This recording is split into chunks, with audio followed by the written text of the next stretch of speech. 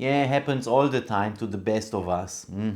Yeah, running around last minute, not finding what you are looking for, but you need it right now because you have to go to be on time where you have to give your speech to make the difference, to smash the job.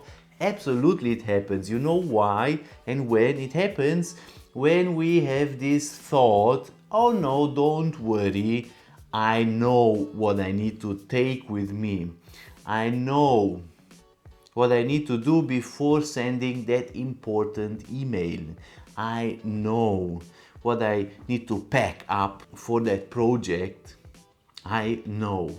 That's exactly the moment when it happens. Repetition might be the single most important habit to learn something new, but when it's about complex different things, complex tasks that follow one after each other, you need something else.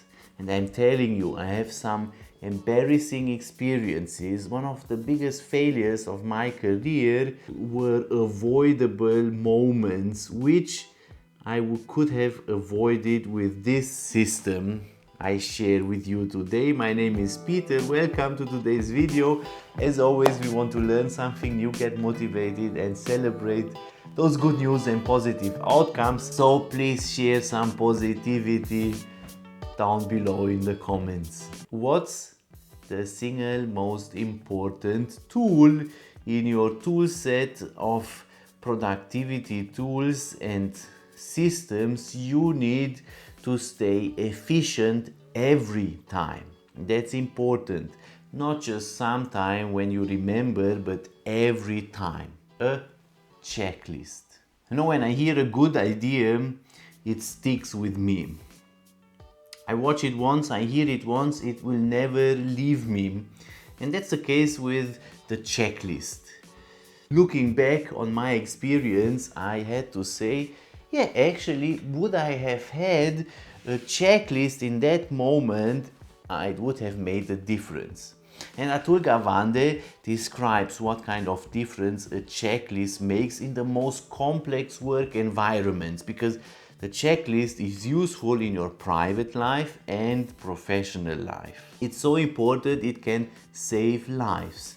For him, as a surgeon in an operation room, he describes how introducing checklists made a difference, a measurable difference in lives saved. Imagine that, a checklist. A checklist for pilots before taking off, a checklist for engineers. Everyone needs a checklist to stay productive, a system to make sure that the outcome is there every time, not just sometime when we remember. So when do you use checklist? In what kind of scenarios? Well, the most efficient way to use a checklist is in situations that are repeating themselves, so tasks or outcomes or things you have to do on a regular basis, and they contain of more than just one task. It's a whole list of things you have to keep in mind before getting off, starting that project, finishing, uploading, whatever the case. You can use your phone for that. Start a checklist on your phone. I'm sure there is an app for that, whatever phone you use.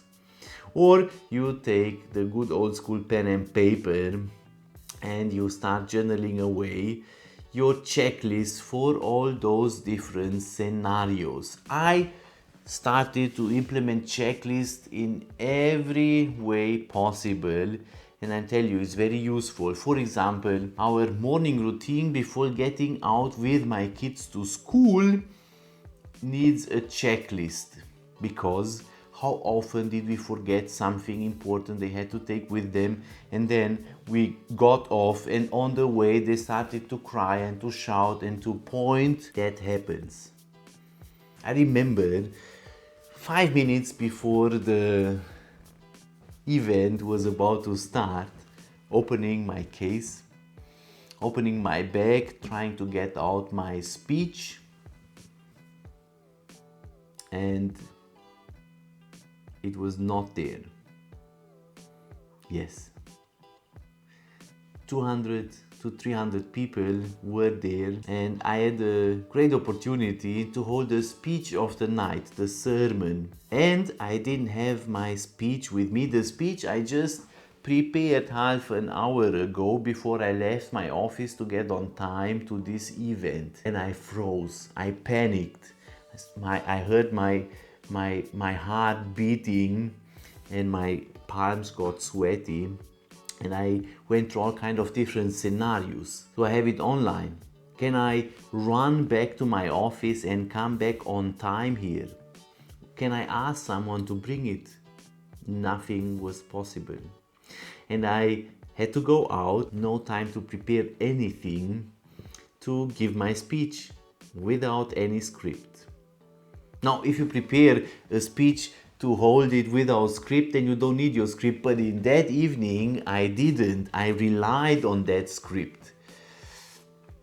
Did it make a great speaker out of me, that experience? Of course not. Practice made me a good speaker, and a checklist to avoid those kind of situations. And I remember implementing afterwards a checklist for speaking engagements, avoiding at any cost such a moment. And those moments are important. Imagine yourself at your most important day, a wedding, your wedding day. You stand up there, want to get out your speech, and you don't have it.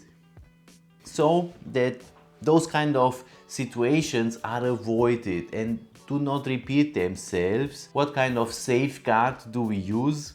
Checklist. Those are the safeguards. They are for safety reasons there. Imagine something, a tool you use. Usually you have to go to a different stages of checking the safety of that tool. And that's the same idea you can implement and take yourself for any other different situation, again, to be efficient every time. And you know, every time you have the great idea, I don't go through the list because I know, well, that's the moment when the bad things happen. That's why the checklist has to be short enough so you will do it, and it has to be proven. You don't just make a checklist and then maybe you do it. You make a checklist that really works. You make it and you review it, and then you review it again and you iterate on it until it's the best possible version of that checklist, because then you really rely on it as a tool that works every time. Even for teams, it's not just for individuals, but for teams it's a great productivity tool because it brings everyone to the same page. Going through a checklist, everyone knows, everyone is aware, we are together. Give your team the opportunity to work and improve on that checklist, to share it around and to make it the best possible checklist for that certain task. Simple magic tool, but makes a huge difference, and I highly recommend it for everything that has to do with a productive, efficient system. Thanks for watching. I hope this video was helpful.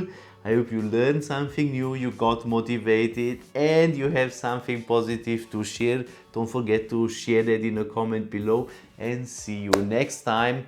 Please support me by subscribing or giving a thumbs up, and of course, see you next time in the next video. Until then, have a good day. Bye.